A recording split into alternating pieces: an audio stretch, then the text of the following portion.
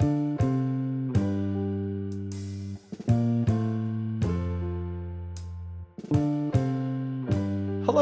my name is Michael Ivani. I'm an admissions advisor for the College of Staten Island's Office of Recruitment and Admissions. Thank you for your interest in learning more about what we have to offer. The following video is highlights from our previous virtual transfer information session featuring the Division of Science and Technology and hosted by our Dean, Ralph Peets. If you have any additional questions, feel free to book a meeting with us via the QR code on the screen.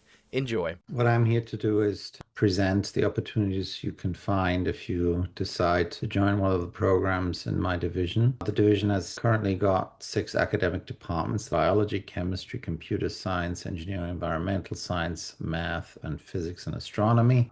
But these departments house quite a number of majors. Let's start with physics and astronomy. And the department houses quite a lot of interesting facilities. Observatory with a pretty serious telescope in it where the students get to look through the telescope, constellations, different nebulas, whatever it is that is part of the curriculum at that point. The physics faculty, quite accomplished, are involved in a variety of research areas. We have people that are studying the evolution of galaxies, quasars, star formation, if this is for the purpose of astronomy, but we also have other colleagues that are studying optical problems, quantum problems. One of the colleagues is partnering with an MIT lab to work on one of the first quantum computers. Physicists have a rich option to choose from if it comes to jobs because of the way that the degree prepares them for their future engagement. Math prepares you nearly ideally for the new world of data science and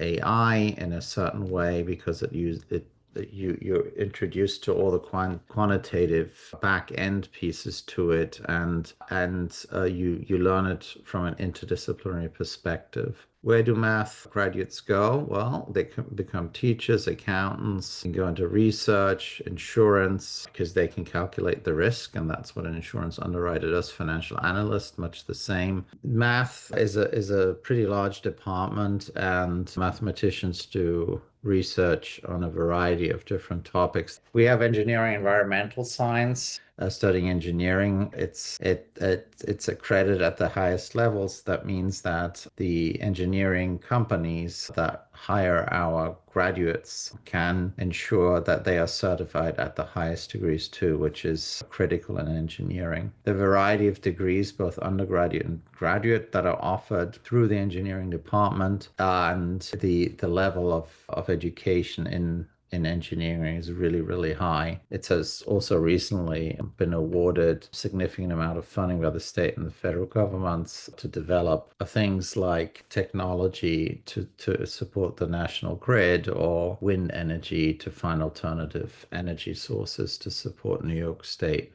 Chemistry offers baccalaureate degrees, both BAs and BSs. What you basically can do is you can customize yourself a degree that is targeted exactly to what you want. It combines some solid physics, some solid life science and biology, chemistry theory with some hands-on experimentation and developing a certain type of grit that many industries, quite frankly, seek out. The department is well equipped, and the faculty there are high caliber researchers that research in a variety of areas that are directly related to the needs of our modern society. Computer science is our largest degree, with about 900 to 1,000 degree-seeking students. The department offers a variety of degrees, from the associates through the master's level, to really pursue an education that makes you incredibly valuable for very specific high-demand areas. Like the engineers, the computer scientists enjoy the so-called ABET accreditation, which is the highest seal of approval. If a company hires an engineering or a computer science graduate from CSI, they know that the program that they went through is rigorous, and that the graduate is very well prepared for everything that the company throws at them. Computer science faculty and undergraduate students, and this is the same for all our academic departments. Everyone involves undergraduate students in their research. So the research areas, the typical research areas in computer science, artificial intelligence, neural networks, machine learning, data mining, image processing, computer vision.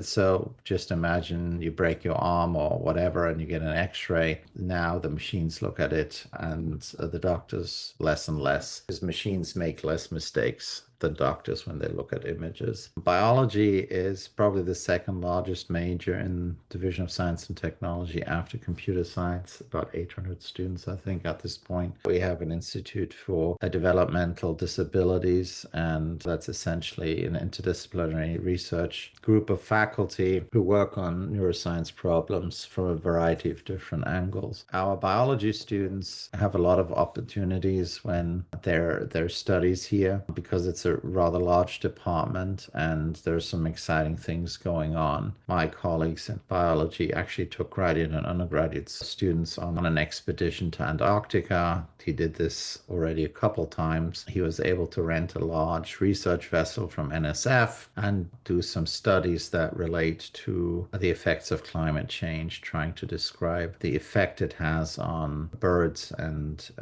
marine animals. As you can see, there's a myriad of different pathways that you can choose from in science and technology. What they all have in common is that they teach you a very specific way of evidence-based analysis and thinking, which is extremely valuable in today's workforce world, and our science graduates usually have a very good chance of finding very, very rewarding jobs.